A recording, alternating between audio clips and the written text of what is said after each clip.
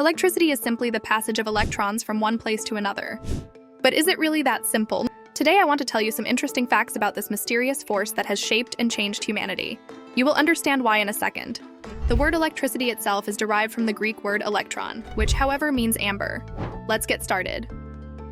Bees generate electricity. A team of scientists from England found that bee swarms can generate electricity stronger than even some storms. It all happened by chance, after they detected a charge in the atmosphere without the presence of a visible source. Searching, they come across a large swarm of bees that creates an electrical charge of up to 1,000 volts per meter. The denser the swarm, the stronger the electric field. They found that the rubbing of their wings in the air, or humming, creates this field. Did you know that bees also use electricity to pollinate flowers? Plants too have a weak electric field that bees can sense, and the flower's electrical charge itself changes if it is pollinated or not. Diamonds need a little electricity to form. A diamond is a precious stone and a special form of carbon that forms in the Earth's mantle at a depth of at least 150 kilometers. 3 factors are needed: huge pressure, high temperature, and as it became clear a few years ago, little electricity. Since the processes take place in the mantle and the fluids there can have high electrical conductivity, scientists have found that without the application of even 1 volt of power, the formation of diamonds is practically impossible. The voltage itself triggers the process of its chemical transformation. We can say that literally in every beautiful diamond ring, there is a spark of energy from the depths of the earth. Plants emit sparks. When some plants are near thunderstorms, they emit tiny visible blue sparks called coronas by scientists.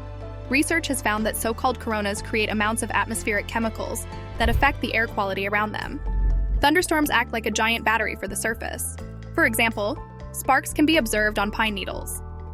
Interestingly, these little sparks create radicals that can clean the air of carbon dioxide. Nature has many astounding ways to heal itself. Some animals climb thanks to electricity. Did you know that geckos can climb smooth surfaces like glass thanks to the so-called van der Waals forces? People mostly think that maybe there is some kind of mechanics or vacuum like suction cups. But there are not. A new study showed something quite different. Geckos' feet are covered in hairs at the nano level, and they literally react with the atoms on the surface. Even if both are neutral, without any magnetism or attraction, they still stick even to super smooth surfaces. The reason is something interesting called a dipole. Electrons and atoms often pile up on one side, giving a slight positive charge to the other, and when the opposite happens on the feet of the gecko, a slight attraction occurs in the hairs. It is all at the atomic level. The billions of hairs seem to just stick to even perfectly smooth surfaces without any vacuum or traction. Phantom energy. Most modern appliances don't turn off completely unless you unplug them. They simply go into standby mode, which itself results in a waste of energy. Up to 10% off your electricity bill comes from electronics that you don't actually use, but just stay plugged. They call it phantom power, and it describes all switched-off appliances that are consuming energy. Energy vampires is the other name of TVs, adapters, stoves with clocks, coffee machines, and so on. And did you know that the color of the walls or ceilings also affects your electricity bill? White reflects up to 80% of light, while dark shades only about 20, 30, and if so. We have to use more powerful lighting so that the dark-walled room is illuminated. The first electric cars. You know the story that every new thing is just a well-forgotten old thing. In the case of electric cars, this rule applies at full force. Back in the year 1832, Scotsman Robert Anderson creates an electric cart, replacing the horse as a pulling power. Note, we are talking about times that ate over 150 years ago.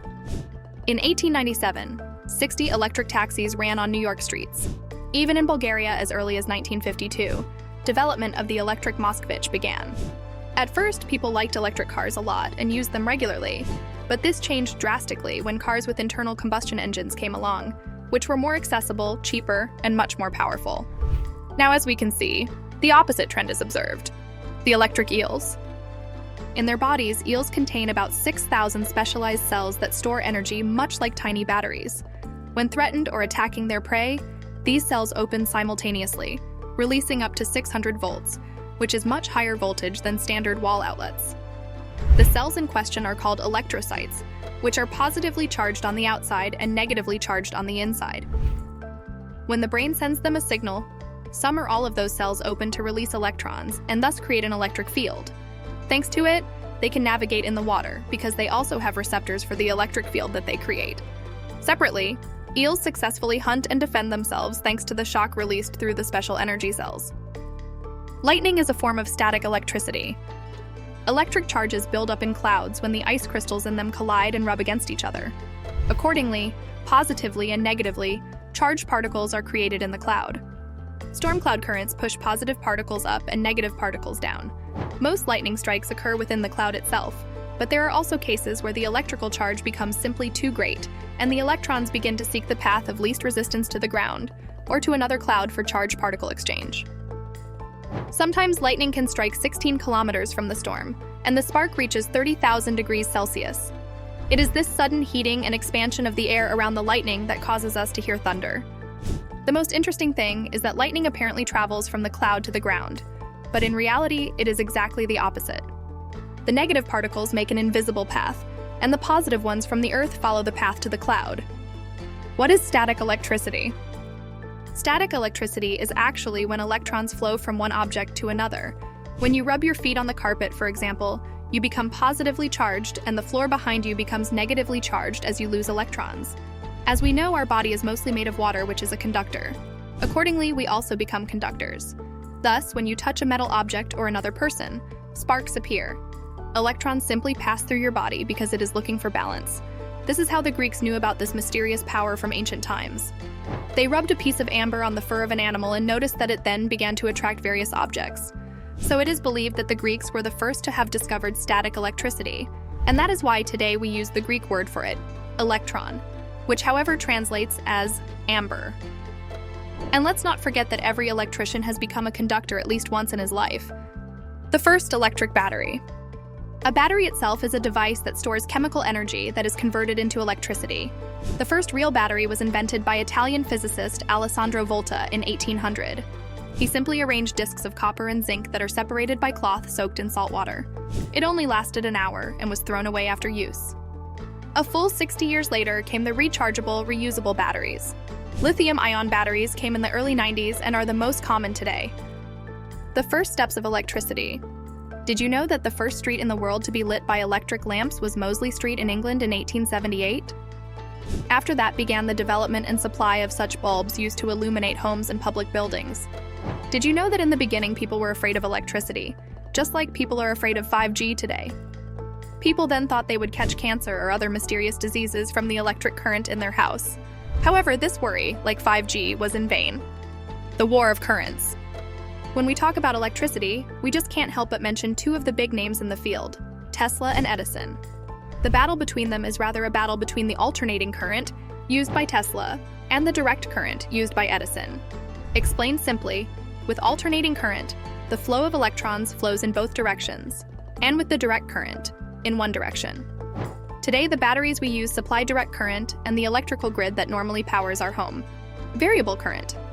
This is why we have to use those phone adapters to charge them. They convert one into the other. The greatest advantage of alternating current is that its voltage can vary and thus be delivered over hundreds of kilometers. So the fight between the two is which current is better. The truth is that both have their uses, but it is this competition that gives us many of the inventions we know today. America and their 110 volts. Edison and Tesla had other disagreements. The first voted for 110 volts of voltage, while the second for 240. However, Edison pressed for 110 volts because it was safer, and to prove it publicly, he killed an elephant with high voltage. This is how he convinced the Americans that it was safer to use his system.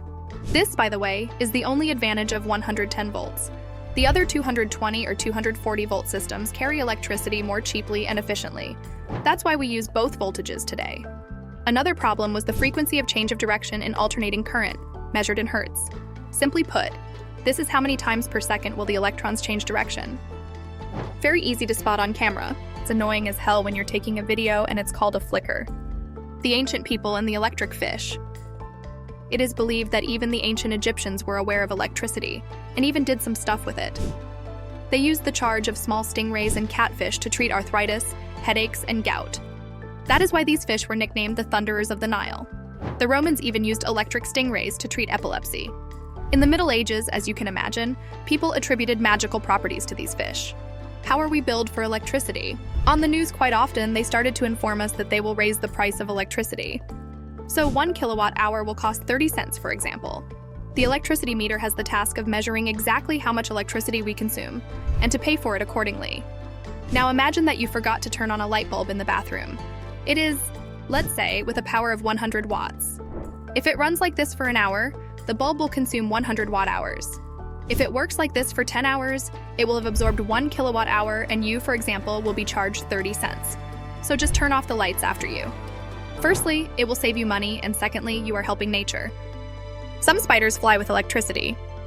In fact, Charles Darwin himself described this phenomenon as far back as 1832, while being in the middle of the ocean. One morning on his ship, he saw thousands of small spiders, which he cannot explain how they got there 90 kilometers from the coast. It turns out that spiders can fly thanks to the Earth's electric fields. They release small silky threads that are charged, and thanks to even a very light wind, they depart in the air. It turns out that it is not the wind that carries them, but electricity. The spider, along with the threads, is negatively charged, while the atmosphere is positively charged. Thus, they are attracted by the very air around them. Give a thumbs up if you liked the video and if you learned something new. Subscribe to the channel for more interesting videos. Thanks for watching and see you soon.